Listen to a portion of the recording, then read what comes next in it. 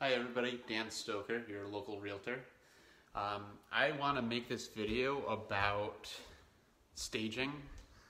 Right now I'm in a condo that I've just listed. And as you can see, there is some staging. I think for this particular property, didn't need too much. Just enough to show people what the space looks like, can look like, where they can put their furniture, how big of furniture they can put in. Oftentimes people have a hard time figuring out what type of bed, what size bed rather, can fit. So my clients kind of threw together a little bit of a mock bed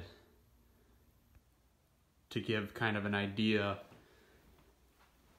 of what kind of size bed, what can they fit in the spaces. Most people have a very hard time when they're looking for houses and figuring out what they can fit in the room. If the room is too small, can they fit their existing furniture type of thing. Staging can also make a property feel a little bit more like a home instead of just a vacant space. And it also can give people ideas, like this table, on how to use the space.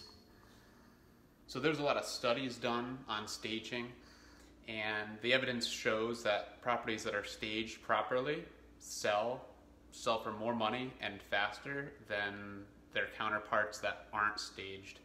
And I think that's important, and I think it's important for everybody to know.